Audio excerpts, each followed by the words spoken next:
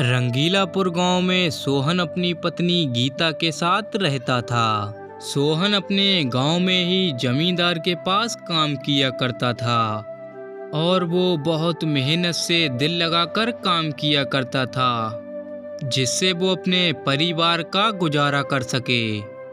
एक दिन सोहन की पत्नी सोहन से कहती है, अरे क्या सुनते हो, अपने घर में तो राशन भी खत्म होने को है।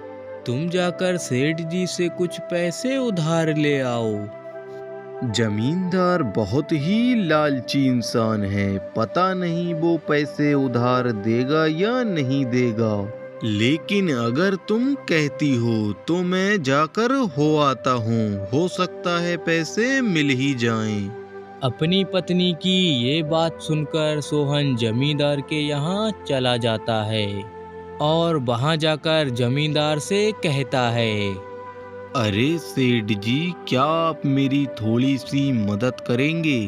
अरे सोहन, मैं तुम्हारी कैसे मदद कर सकता हूँ? तुम्हें मुझसे क्या मदद चाहिए? जमींदार साहब, मुझे थोड़े पैसों की जरूरत है, क्या आप मुझे थोड़े पैसे देंगे?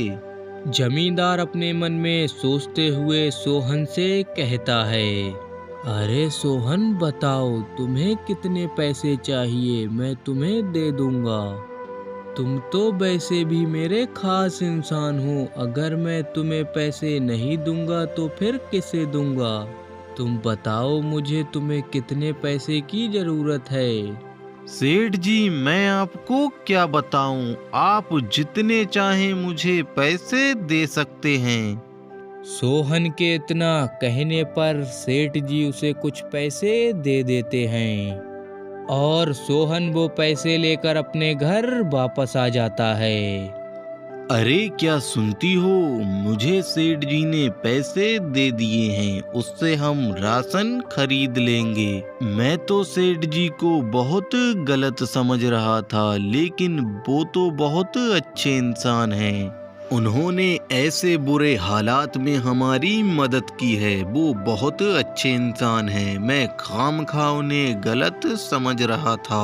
अरे सही कहा तुमने, मैं भी तुम्हारी बातें सुनकर तुम्हारे सेठ जी को गलत समझ रही थी, लेकिन वो बहुत अच्छे निकले। अरे बातें तो बहुत हो गईं, अब जल्दी जल्दी खाना बना लो, बहुत भूख लगी है। अरे क्यों नहीं, मैं अभी तुम्हारे लिए गर्मा गर्म खाना बनाती हूँ। ऐसे ही हंसी खुशी उनके दिन बीत रहे थे। सोहन बहुत मेहनत और ईमानदारी के साथ अपने सेठ के यहाँ काम कर रहा था। एक दिन सोहन का दोस्त सोहन से कहता है, अरे सोहन भाई, तुम इतनी मेहनत से काम क्यों कर रहे हो? और तुम्हें तो पता ही है हमारा सेठ कितना कंजूस है, और वैसे भी तुम इतनी मेहनत क्यों कर रहे हो? आखिर में तुम्हें कुछ नहीं मिलेगा। अरे भाई मुन्नू, जैसा हम सेठ जी के बारे में सोचते हैं वो वैसे नहीं हैं, बल्कि सेठ जी तो बहुत ही अच्छे और दयालु इंसान हैं। क्योंकि मैं कुछ दिन पहले ही सेठ जी के यहाँ पैसे मांगने गया था, तो उन्होंने खुशी खुशी मुझे पैसे देकर मेरी मदद की। मैं भी पहले सेठ जी को ऐसा ही समझता था, लेकिन वो ऐसे नहीं हैं, क्योंकि उन्होंने मेरी बिना किसी लालच के मदद की। सेठ जी बहुत अच्छे इंसान हैं, क्या समझ गए मुन्नू भाई? सोहन को सेठ के यहाँ काम करते करते 2 महीने बीत जाते हैं और वो सोचते हुए कहता है, चलो, मुझे काम करते करते 2 महीने हो गए, अब मुझे सेठ जी के पास तनख्वाह मांगने जाना चाहिए।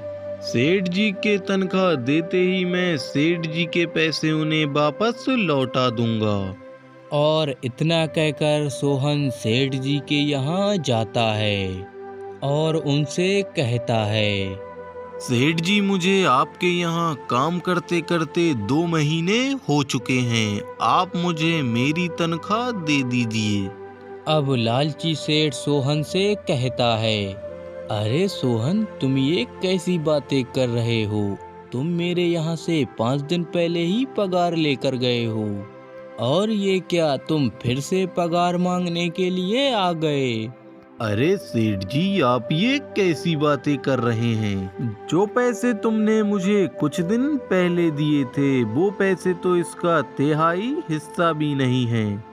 और तुम कह रहे हो कि तुमने मुझे सारी पगार दे दी। सेठ जी, ये कैसी बातें कर रहे हो आप?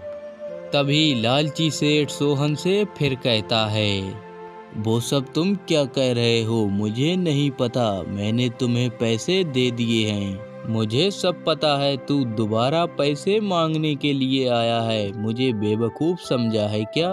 मैं तुम जैसों की चालाकी अच्छे से जानता हूँ। चला जा यहाँ से, वरना मार खाएगा।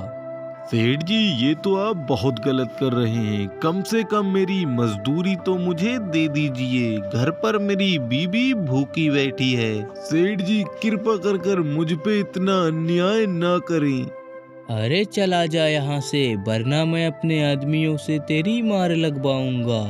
और सोहन ये सब देखते हुए भी कुछ नहीं कर सकता था, क्योंकि वो बेचारा बहुत गरीब था। और सोहन उदास मन लेकर अपने घर चला जाता है और अपने साथ हुई बात अपनी बीवी को बता देता है। और उसकी पत्नी भी क्या कर सकती थी, क्योंकि वो बेचारे गरीब थे और ये उनकी मजबूरी थी। और ऐसे ही धीरे धीरे कुछ दिन बीत जाते हैं, और एक दिन सोहन का दोस्त मुन्नू उससे मिलने आता है। अरे भाई सोहन, तुम्हें सेठ जी ने बुलाया है, क्या तुम्हारा कोई काम बाकी रह गया है? और उसकी ये बात सुनकर सोहन सेठ जी के यहाँ चला जाता है। अरे सेठ जी, क्या हुआ? आपने मुझे क्यों बुलाया है? अरे सोहन, मुझे माफ कर दो। मैंने तुम्हारे साथ जब से गलत किया है, मेरे साथ भी बहुत गलत हो रहा है। मेरा व्यापार घाटे में जा चुका है और मेरा बेटा भी घायल हो गया है और अभी वो हॉस्पिटल में है। सोहन, कृपा करके मुझे माफ कर दो, मुझसे बहुत बड़ी गलती हो गई। और लालची सेठ सोहन की मेहनत के पैसे उसे दे देता है और उससे माफी मांगता है, और सोहन उसे खुशी खुशी माफ कर देता है। बहुत समय पहले की बात है। एक गांव में जादुई इच्छा पूर्ति पेड़ था। गांव में जिस चीज की भी लोगों को जरूरत होती थी, वो इच्छा पूर्ति पेड़ से मांगकर अपनी जरूरतें पूरी किया करते थे। एक दिन उस पेड़ के पास एक व्यक्ति आता है और वो पेड़ से कहता है, हे जादुई पेड़, मुझे कुछ धन चाहिए जिससे मेरी जरूरत पूरी हो जाए।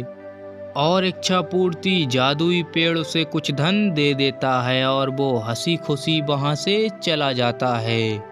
ऐसे ही गांव वाले जादुई पेड़ से अपनी इच्छा मुताबिक अपनी अपनी जरूरतों का सामान मांगते थे, और जादुई पेड़ की मदद से सभी लोग गांव में खुशहाल रह रहे थे।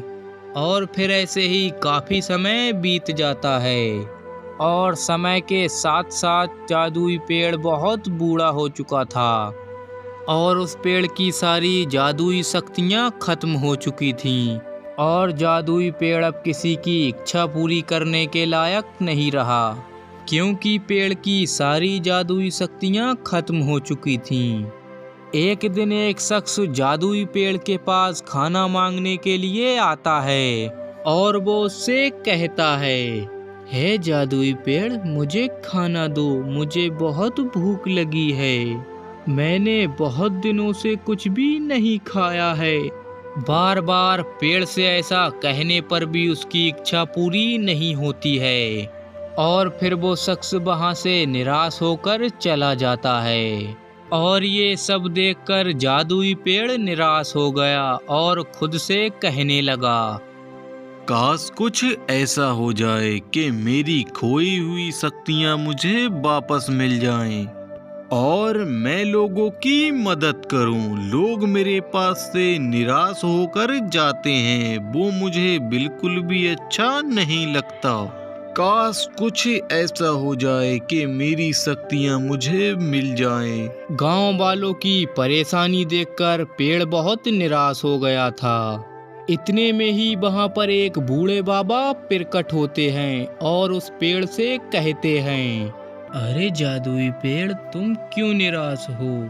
मैं इसलिए परेशान हूँ क्योंकि मैं बहुत बूढ़ा हो चुका हूँ, इसीलिए मेरी सारी शक्तियाँ छिन गई हैं। मैं चाहते हुए भी किसी की मदद नहीं कर पा रहा हूँ क्योंकि मेरी जादुई शक्तियाँ छिन चुकी हैं। मैं इसीलिए परेशान हूँ। क्या इसमें तुम मेरी कोई मदद कर सकते हो?